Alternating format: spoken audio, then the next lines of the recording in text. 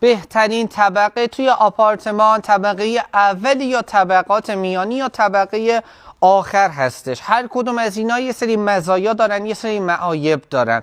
این پست رو لایک کن، تک تک اینا رو بیایم با هم دیگه بررسی بکنیم. مزایای طبقه اول چیا هستش؟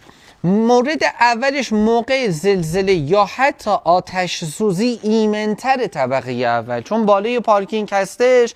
وقتی که آتش سوزی میشه خب خیلی سریع میتونید از چند تا پله ها بیاید پایین، 20 تا نهایتا پله داری و خارج بشی از ساختمان. یا موقع زلزله چون در واقع طبقات بالا خیلی جابجایی خیلی بیشتری دارن و حتی موقع زلزله هم میتونی خیلی سریع به بیرون دسترسی داشته باشی. پس موقع آتش سوزی زلزله خیلی بهتر هستش طبقه اول. مورد دوم، اعتراض همسایه پایینی رو شما نداری. چرا؟ چون روی پارکینگ هستش. هر چقدر میخوای سر و صدا میکنی، وسیله میذاری روی سقف، یه صداش به طبقه پایینی نمیره و در نهایت نمیتونه ازت شاکی بشه. یا اینکه برای کسایی که حالا بچه دارن، خیلی بچه هاشون رفت آمد دارن و بدو میکنن، خیلی مناسب هستش. و مورد سوم، فشار آب هم عالیه.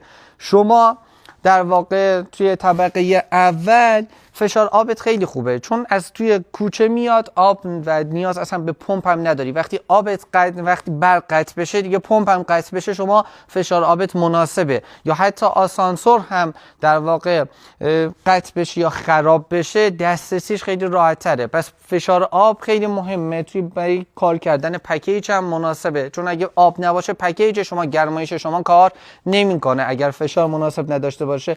و چون طبقه اول نسبت به کوچه خیلی نزدیک تره، فشار آبت عالیه. و مورد چهارم، دسترسی راحت به داخل کوچه هستش. شما ببین الان اینجا ما پارکینگ ما هستش و بالای طبقه بالاش میشه طبقه اول. خب اینجا پارکینگ، گرمایش نداره که سقفش گرم بشه. کف واحد طبقه بالی همیشه سرده، چون زیرش پارکینگ هستش و نیاز دارید حالا گرمایش از کف استفاده بشه، یا اینکه بیاین پشم شیشه روی سقف کفتون در واقع کار بشه و باز این کارا هم انجام بدی، مقداری سرده و خطر سرقت خیلی زیاده. ببین طبقه هم اول میشه بالای پارکینگ و بالای پارکینگ هم شما یه نردبان یا در واقع یه چیزی که یه راه دسترسی بذارن به طبقه اول، به راحتی دسترسی دارن و میتونن باید براش حفاظ بذارید و میتونن در واقع از خونه شما سرقت بکنن یا مواردی.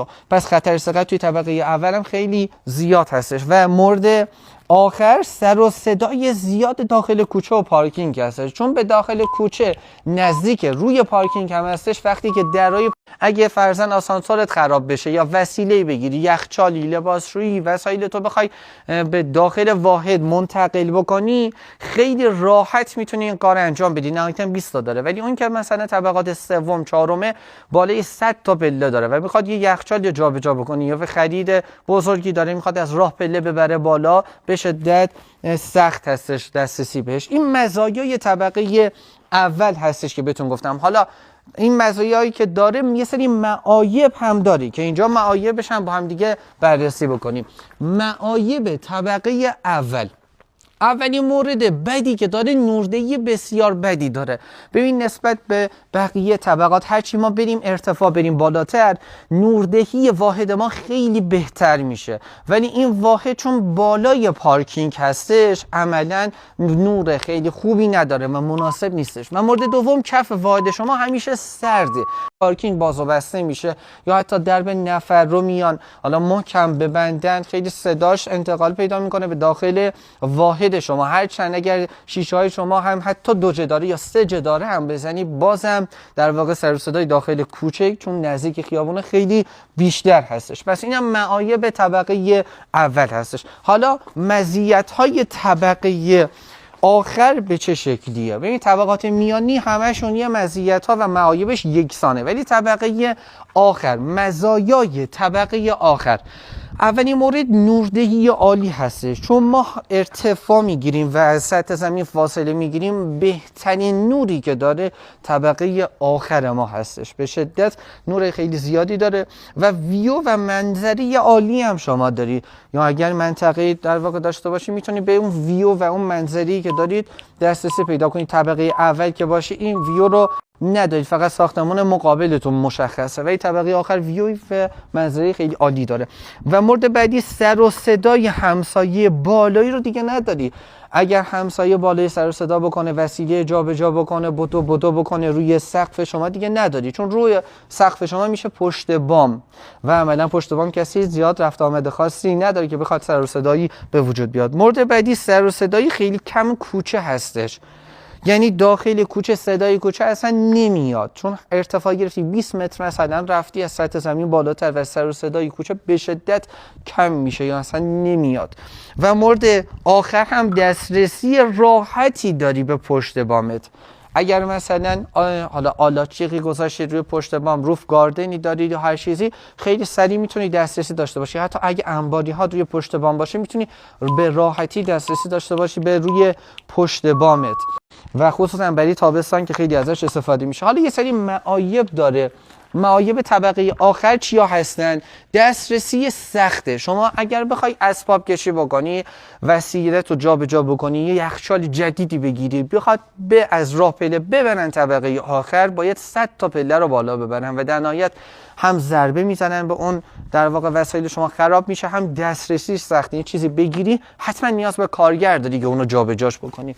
و مورد بعدی خرابی آسانسور هستش. یه زمانی توی ماه ممکنه آسانسور شما خراب بشه، حالا یه قطعی ازش خراب بشه یا سرویسش نکنن، یه مشکلی برای آسانسور پیش بیاد، شما بخوای مثلا یه نوشابه بخری، یه خریدی داشته باشی، بری بیرون از کوچه، باید 100 تا پله رو بیای پایین یا 100 تا پله رو دوباره بری بالا، به خاطر اینکه فقط یه بار تا دم در بیای. پس خرابی آسانسور یا حتی موقع برق رفتن هم باز این مورد هستش. و سومی مورد صدای اتاقک آسانسور هستش. اتاقک آسانسور و موتور آسانسور روی پشت بام قرار داره، یعنی سقف طبقه آخر، و در نهایت به شدت صدای خیلی زیادی داره وقتی که از آسانسور استفاده میکنن و همون باعث میشه صدای خود موتور آسانسور بیاد طبقه در واقع اون واحد آخر، طبقه آخر رو یه صداهایی ازش رو بشنوید شما. و مورد بعدی گرمای تابستان و سرمای زمستان هستش. الان تقریبا وارد زمستان داریم میشیم دیگه و توی هوا سرده، وقتی برف و باران میاد توی طبقه سقف طبقه آخر قرار میگیره برف شما و اون به شدت سرما رو انتقال میده به در واقع طبقه واحدی که شما داری. و توی زمستان هم باز آفتاب میتابه روی سقف پشت بام آخر و در نهایت گرم میشه، خیلی خونه ساختمان شما و واحد طبقه آخر شما گرم میشه. بس گرمای تابستان و سرمای زمستان همیشه داری، ولی توی طبقات بعدی پایینی و میانی نداری. نم دادن پشت بام هم مورد بعدی هستش. ببین اگر پشت بام شما نم بده، در خیلی از واحدهای دیگه ساکنینش زیر بار نمیرن که فرضاً یعنی هزینه‌ای بکنن که در واقع پشت بامو به صورت اشتراکی ایزوگام مجدد انجام بدن. و اگر که در واقع اون نم بده پشت بام شما، ممکنه اون سقف شما، حالا ابزاری دارید و گچکاری دارید، گچکاریتون کاملا خراب بشه. و مورد آخر، اگر برق بره چه اتفاقاتی میفته؟ اولیش آب شما قطع میشه چون فشار آب به طبقه آخر نمیره. بعدیش پکیج شما قطع میشه چون نیاز به آب داره. و در نهایت آسانسور شما هم در واقع قطع میشه. یعنی اگر برق بره توی طبقه آخر، نه آب دارید، نه گرمایش وسیله است گرمایش دارید و نه آسانسور دارید و به شدت این مورد خیلی در واقع توی رفت آمد و زندگی کردن شما تاثیر میذاره. حالا با این هم اگر طبقه یکی به آخر داشته باشه، دیگه این معایب رو نداره، در این حال این مزایا رو داره ولی این معایب هم دیگه نداره. پس طبقه یکی به آخر باز خیلی بهتر از طبقه آخر هستش. ولی قیمت کدوم بالاتره؟ طبقه اول یا طبقه آخر؟ کدومش؟